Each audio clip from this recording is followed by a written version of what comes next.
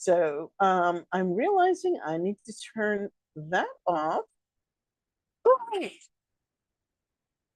So how is everybody doing? I'm trying to um, come in here where I can see the chat as well.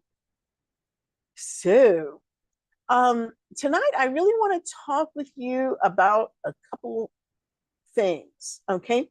And the first one of which is, we've been talking a lot about creativity. And this is really our last Moonday message about creativity, because what I really would like to do is to introduce you to the reason for all this talk about creativity, and to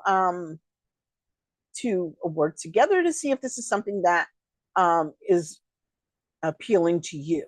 Okay, so here we go, darlings and goddesses. So right now we are in the waxing moon phase, right?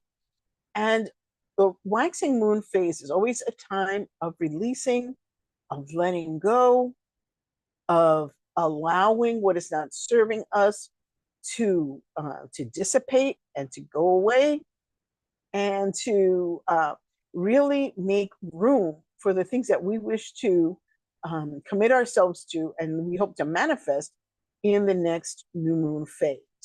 Okay, so it's really about getting a deeper connection with who you are and what you really want going forward. Okay, and when we talk about creativity, okay, we're not talking about, you don't have to be a painter, you don't have to be a writer, you don't have to be a dancer, you don't have to do any of these things that people consider to be the height of creativity. We need creativity for more than that in our lives, right? So creativity is where we make the magic in our lives, in our words, in our work, in our womb, and in our ways of being. This is the magic, right? So when people say, "How do you make magic in your life?" This is exactly how.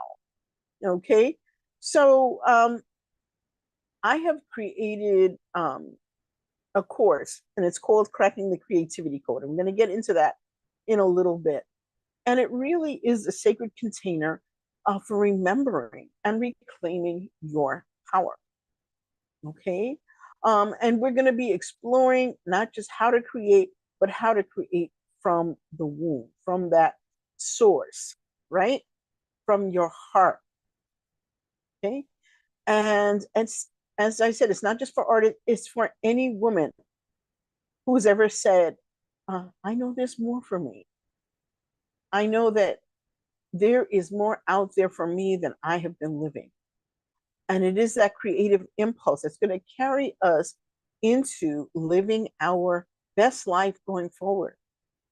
Okay, because it takes imagination, it takes creativity, and it takes freedom to bring into our lives those things that we truly want and that we truly desire.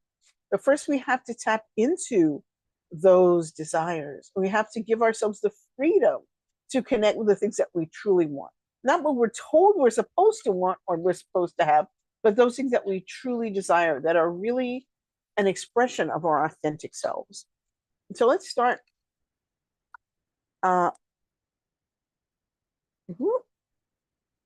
let's see if I can do this. I have the air conditioning on because here in New York, we're having a heat wave, a tropical heat wave.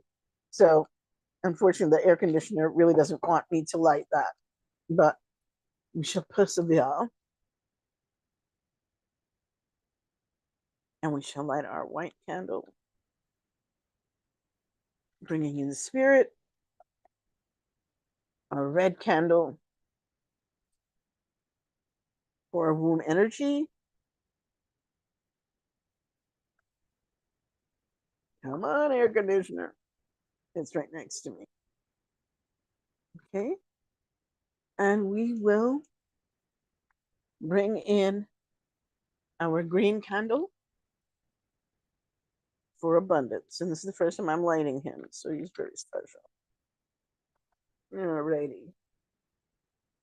So now that we know what we're going to be covering tonight, let's take a moment to get out of our everyday energies and just let them drop.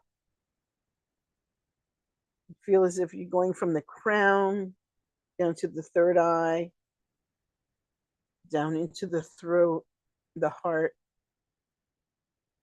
down into the solar plexus, the sacral chakra, the root chakra, down the hips and thighs and legs, and let any tension, let any heaviness, let anything that's been stressing you out just kind of roll down your body, down into your feet, down into the earth beneath your feet, and let Mother Earth take care of that for now.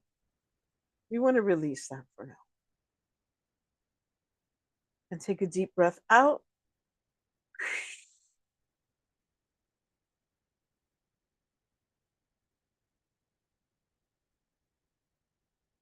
Here we go. Okay. So, if you've been following me for a while, you know that I talk about the 7 tenets of creativity. And I want to talk about one in particular for tonight. And that one is the freedom to make mistakes. And I know we live in this world where we hope to never make a mistake because 9 times out of 10, we fear that maybe somebody will, capture it on video or some other way or in pictures that will have us remembering that mistake forever. It's not like the old days where you could, the whole world didn't have to know your business all the time. And I think that adds an extra layer of pressure on us in this day and age to never let anybody see us when we are not at our best. I know I have that issue, and I think it happens for me with appearance, right? For example, had to do a little bit of a face before coming on camera. I just don't feel comfortable without doing a little bit of a face to come on camera. And I think part of that too is, like, as I told my daughter, who wears no makeup ever, right? And we had this duo going about whether we should be or shouldn't be wearing makeup.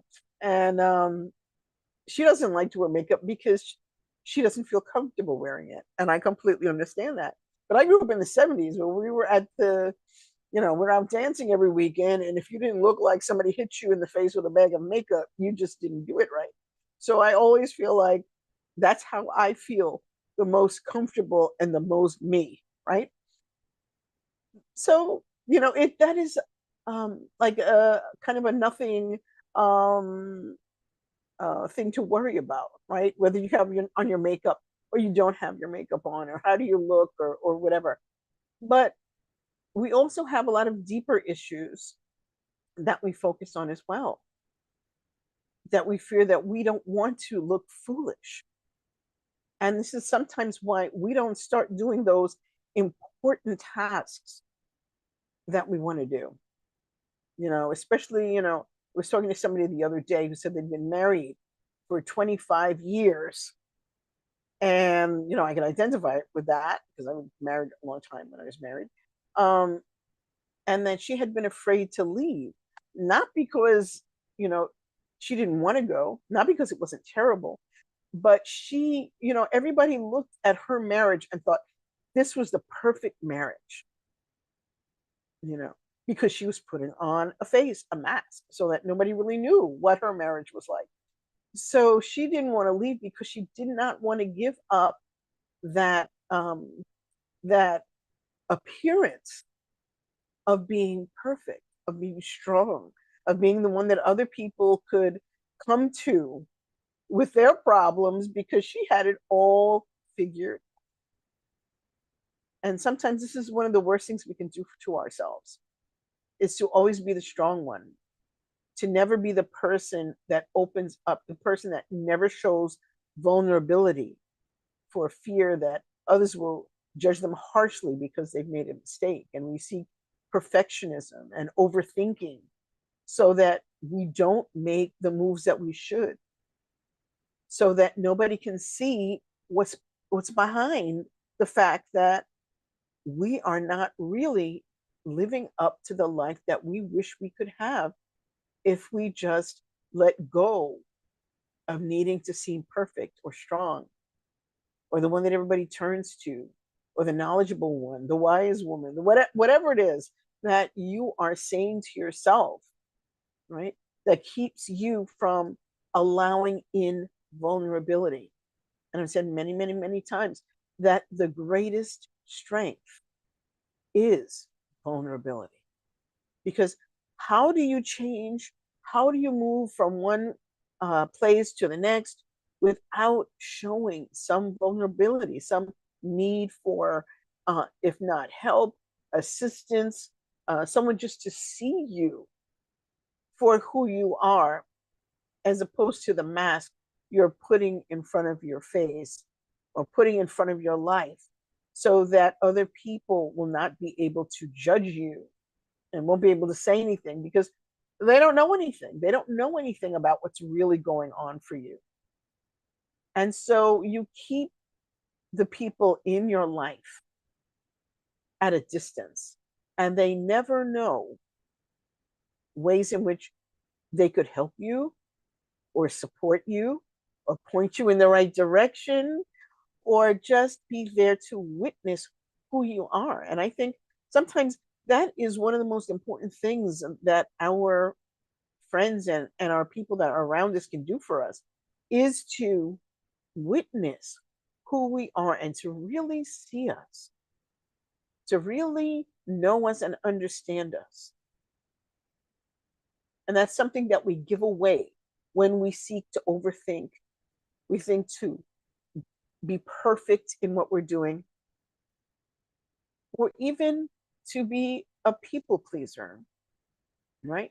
Because when we are doing things that other people want us to do, sometimes that can seem like a strength. Oh, yes, I have time to do this thing for you, even if it means that I am not doing for myself what I need to do for myself, but that people pleasing attitude may just seem like a strength to other people outside of yourself, when inside you know that the only reason why you're doing all this behavior is because you are not strong enough to stand up to the desires of other people, or to honor your own true desires as to what you wish to create in your life.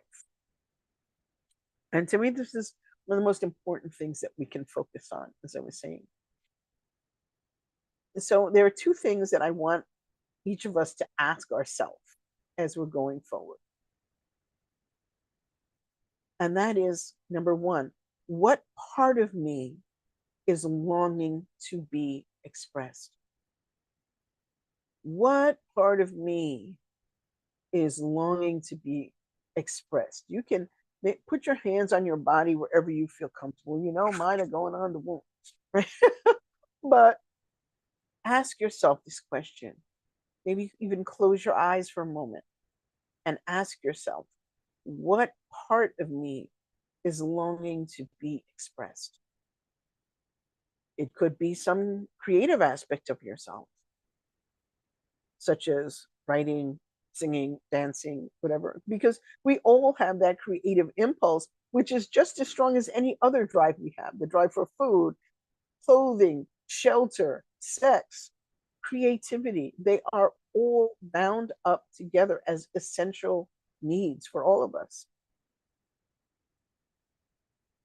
And now here's our second question.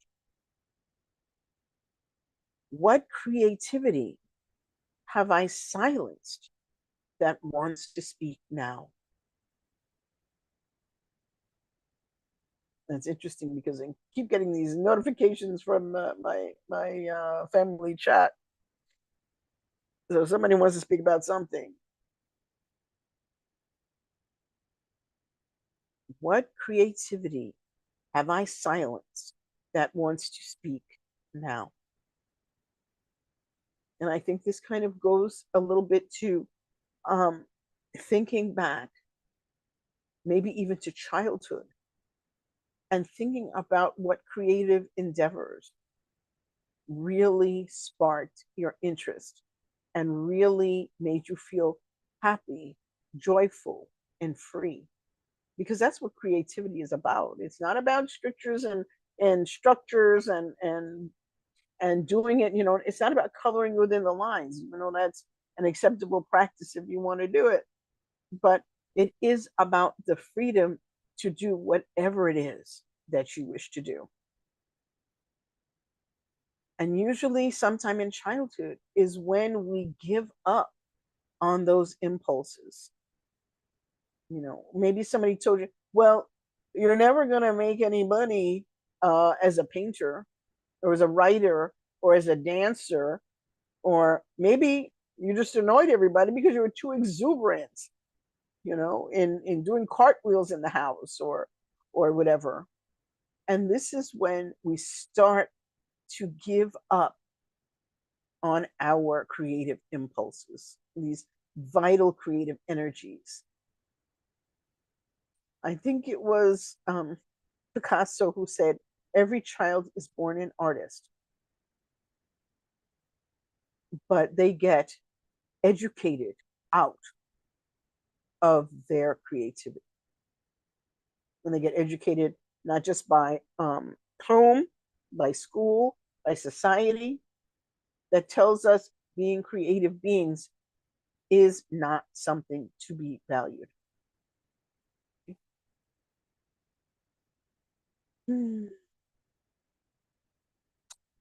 So I'm just going to say this. If you think you're ready to reconnect to your creativity and your intuition, your voice, I really want you to sign up for my program, Cracking the Creativity Code.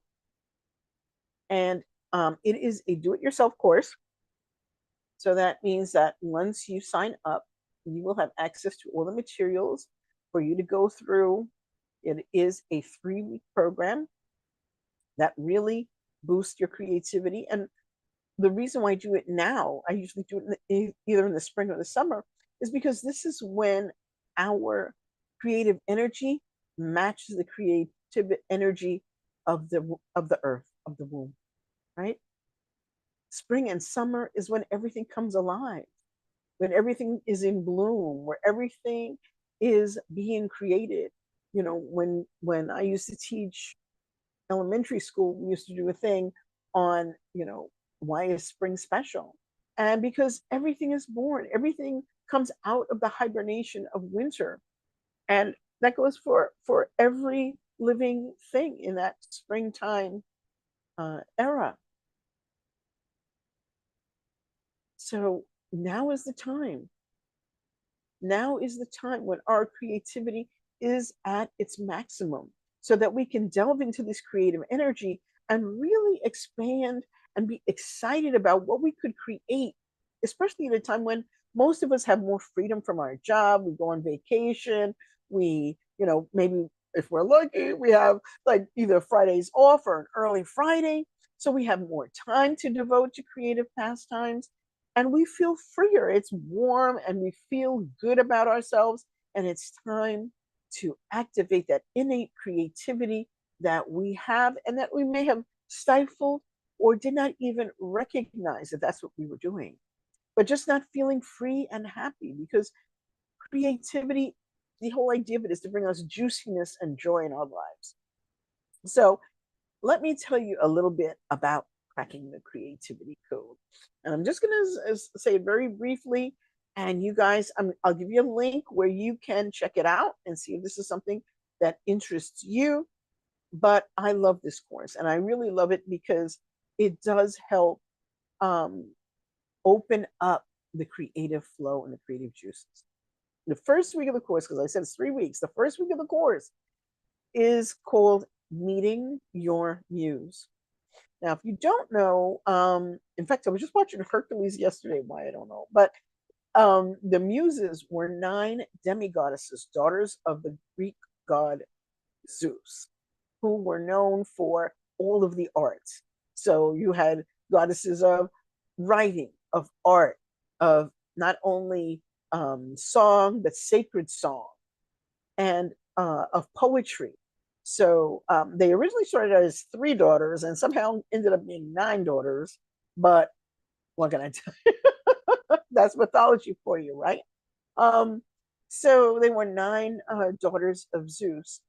And basically, they would go around bestowing creative energies to people and creative inspiration to people who were seeking them out. And so when you seek to meet your muse may not be the one that you think it is, or even one of the established nine muses. Your muse may be just your own personal muse goddess that you can work with, that you can visit, that you can ask for inspiration and guidance. And this is done through meditation. It's done through different audio recordings that you can listen to, done through journaling or artwork. It's really up to you. And during the course, not only do you get the three um, units, but you also get a creativity um, journaling manual that spans the entire length of the course. So you can answer a question a day, or you can answer however many you like, but it is really designed to help you explore your own creative impulses, right? So after you've met your muse and now you have a goddess that you're working with, then we go to stalking your story. And by story, I do not mean like a written story or anything like that, or like a piece of writing. When we talk about our story, we're talking about our personal story, our personal life story. That's the story that we're seeking. That's the story that we are stalking, right? Um, One of the beautiful teachings that I learned from a shamanic teacher is that when we seek to tell a story, whether that's a story on paper or in a book, or whether that's the story of our lives, that not only are we seeking to tell a story, but that same story may be stalking us. There are a lot of different types of stories that people can live. If you um, know about the hero's journey, or you know about I can't remember the name of this book. It just fell right out of my head. But what it's talking about is all the there are only maybe 20 basic plots to any story, right? And that's kind of true of our lives also. When we think about, okay, well, who am I in my life, right? Am I the plucky heroine who, despite all kinds of adversity, finally gets her dream? Am I the wise old woman on the hill, which have I gained a lot of insight in life, and now I'm ready to bestow some of that on other people? Who am I in my story right now? And what kind of story am I telling? And how do I get to that story? And we do a lot of work with the Heart Center and also with our animal allies. And so you may find that, a lot of times people ask, well, what's your spirit animal? I don't really go for spirit animals or whatever, because that's kind of a made up concept. But we do have animal helpers in our lives. So, what animal might come forward for you whose medicine you need in your life right now to help you move from where you are to where you want to be? And a lot of times when we are in transition and we're moving forward with our lives, we do develop some kind of animal ally. Or you know how many of you can say that, say, every time you turn around you see a little white dog, a little, you're just walking down the street, there goes a little white dog, and then you go and you're driving in your car, and out on the streets there's a little white dog. That animal helper has a meaning for you that you can research by looking, well, what does a little white dog mean spiritually, and see how it dovetails with where you are right now. Okay. And as always, I believe that when we see spiritual things, they come to us on many dimensions at the same time. So it may just be, you know, a lot of people in your neighborhood suddenly got little white dogs. It could mean that a white dog, now dogs are generally family animals, so it may have something to do with your family that this ally is trying to show you. So um, it's up to you though to decipher it, and that's the beautiful part. Is nobody can tell you what this means for you. They can only point you in certain directions, and you have the responsibility. It's your job to decide, what does this particular sign mean for me, right? And then we get to the third part, is breaking out of your box. And I think this is the most important part, because up until this point, we're kind of in the box that we think about all the time of who am I.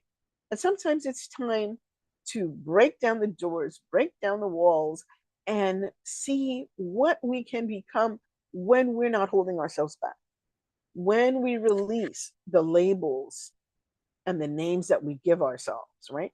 When we step away from who we're supposed to be to discover who we are meant to be. And that is what that third week is all about. And so when I say we are cracking the creativity code, it's the creativity code of our life, not the creativity code of art or dance or whatever, even though it really does help with that. It's the code of our life.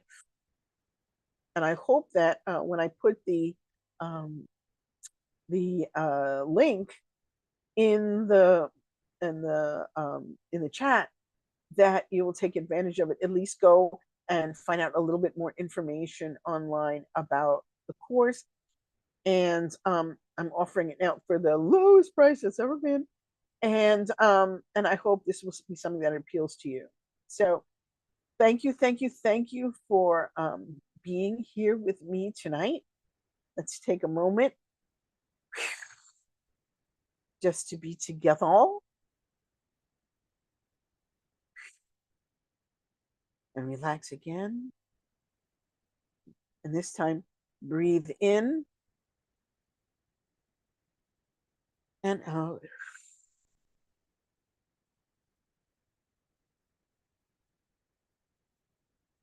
And enjoy the rest of your night.